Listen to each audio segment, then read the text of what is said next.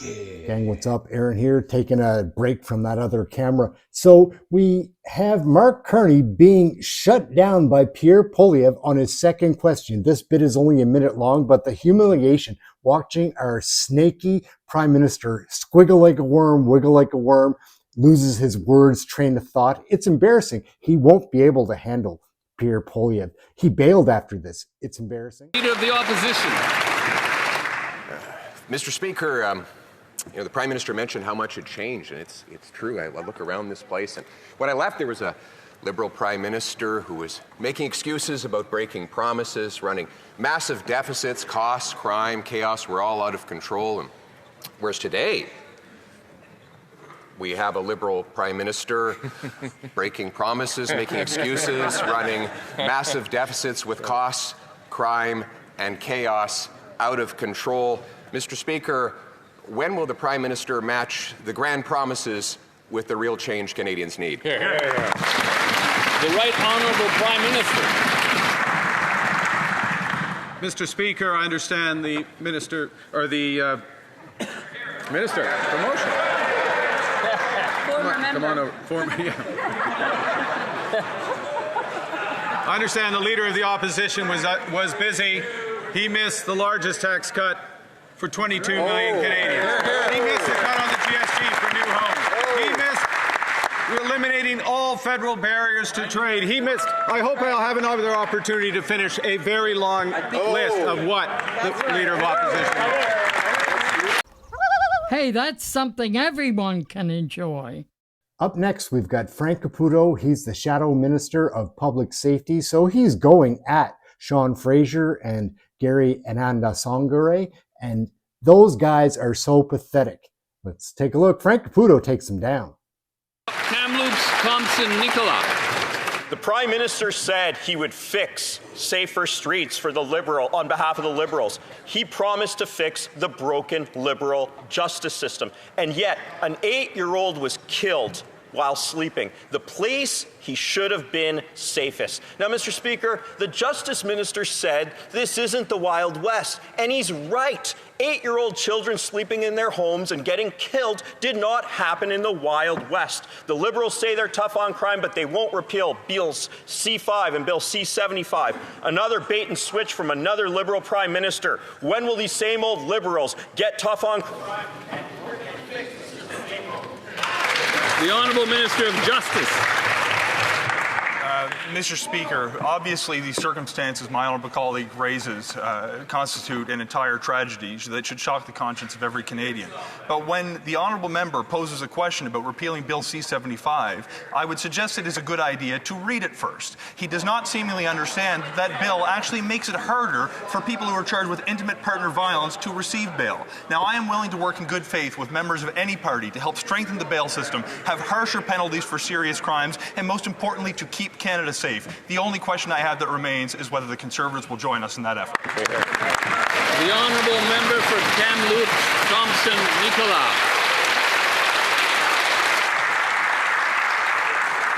Mr. Speaker, the Conservatives have been waiting for 10 years to help the Liberals create safe streets, and they have brought forward next to nothing. I spent some time with the Vancouver police this summer. What did we see? What do we see in Vancouver? Guns, lawlessness, drug overdoses. I saw firsthand the increases of I saw firsthand the 152% increase in overdoses. The Liberals promised safer streets, lower overdoses, another bait and switch to go with their broken promises. When will these Liberals fix the justice system that they... The Honourable Minister for Public Safety. Mr. Speaker, I too had the opportunity to be with the Vancouver police and to see firsthand the challenges that they're facing. I was there with their Fentanyl czar, Kevin Brasseau, and we saw the incredible work of the Vancouver police in ensuring that their communities are safer. In fact, just recently, 2 days ago, the Mayor of Vancouver indicated that the program that they put in place is working. Together with the work that we're going to be doing on bail reform and ensuring that violent criminal repeat offenders are put away, we will make our community safer, Mr. Speaker. Oh, yeah. Last piece for this video, we have Andrew Lawton. He was newly elected to the House. the last election, and he's asking the right questions, but the person that gives him the answers has nothing to do with the questions. It's Ryan Turnbull, and this guy is a blockhead, a real numbnuts. He has nothing to do with justice. He's a secretary to whoever the finance minister, little FPC, and Turnbull is his secretary. Like I say, he's numbnuts. Member for Elgin, St. Thomas, London South. Thank you, Mr. Speaker. It's been nearly 3 months, actually a little over 3 months, since I asked the Minister of Justice a very important question to the people in my constituency and across the country, which was, in essence, when the Liberal government is going to stop putting the rights of offenders ahead of the rights of victims in this country. Now, over the summer, we have seen a proliferation, an expansion, a continuation of crime and lawlessness in large cities, small communities, all across this country. Now, on August 29th, the Justice Minister said, quote, "This isn't the Wild West," unquote. Mr. Speaker, I'd like to read some headlines that followed that comment. August 29th, repeat offender charged after alleged attack on transit police officer in Vancouver. August 30th, police say over 80 shots fired, 3 injured in downtown Hamilton shooting. August 31st, police say man 46 targeted in Vaughan homicide, 3 suspects wanted. September 1st, 2 men shot in Scarborough, Toronto police appeal for info. September 2nd, shooting at Abbotsford home leaves residents shaken but uninjured. September 3rd, 12-year-old charged with attempted murder in Markham shooting. Believe it or not, that 12-year-old was out on bail. September 4th, woman kidnapped, family member shot during yet another Ontario home invasion. September 5th, 2 people killed and 2 injured in a double homicide in Vancouver. To be respectful of this House's time, I'll just skip ahead to a few hours ago. Boy 12 and man charged after unhoused man killed in unprovoked attack, Toronto police say. A different 12-year-old. Every single day since the Minister of Justice mocked Canadians concerned about crime, there has been yet another example, and many more that I didn't have time to share today. Many of these cases, offenders out on bail, under release, under conditions after previous criminality that has already been known. This has long since passed, where we even need to provide evidence of how the bail system and the justice system in this country have been broken. The one thing we can say for certain is that this has all happened under the Liberal government's watch over the last 10 years. A series of legislative changes that have made bail easier to get and have resulted in more criminals out on the streets. This is a government that likes to say it listens to the experts. I'd like to highlight some of the thoughts that have been shared by police chiefs in my riding of Elgin, St. Thomas, London South. One comes from the police chief in London, Ontario, Chief Tai Trong, who says, "This kind of violence and the total disregard for public safety is a symptom of a larger issue," and he said that issue is the criminal justice system. Chief Kyle Johnstone of Aylmer, "We're seeing a troubling pattern where individuals with a demonstrated history of criminal behavior are being released back into the community only to reoffend within days."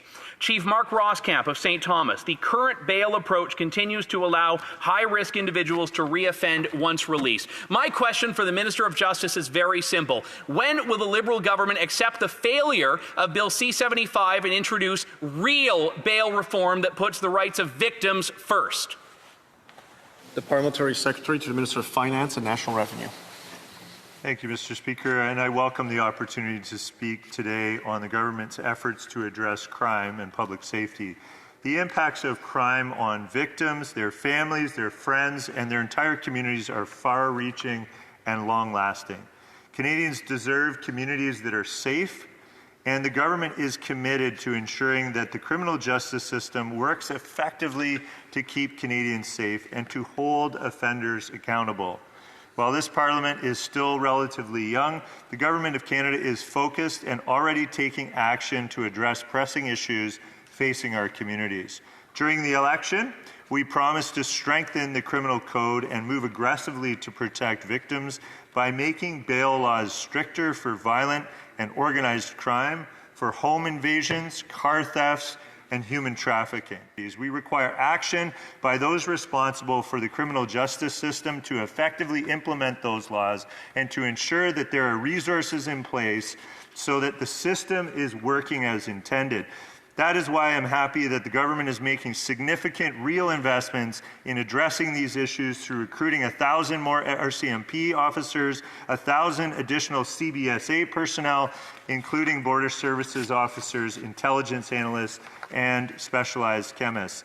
There's much more to talk about, but have no doubt, Mr. Speaker, our government is focused on cracking down on crime and is addressing some of the bail reform issues that we have heard about that lead to repeat offenders. Thank you very much. The member for Elgin, St. Thomas, London South.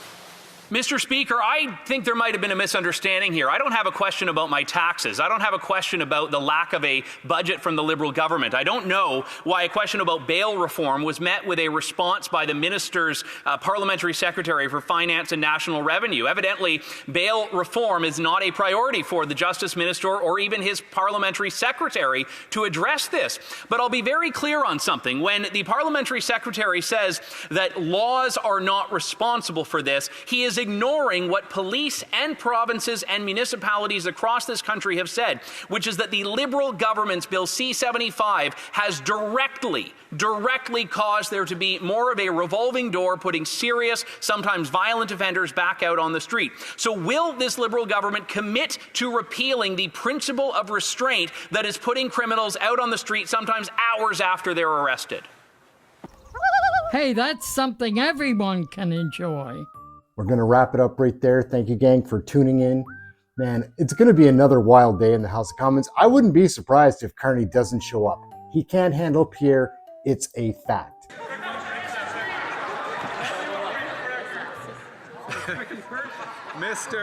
Mr. Speaker, this government is undertaking the biggest investment in protecting Canadians in the Canadian military.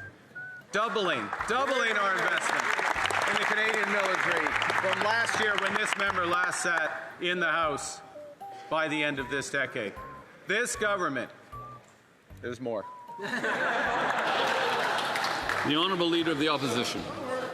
There's a lot more debt is what there is, Mr. Speaker. A lot more debt than we ever imagined would be possible. This is a Prime Minister who said we'd have the fastest growing economy in the G7. We have the fastest shrinking economy in the G7. He said grocery prices would go down. They're going up faster than ever before.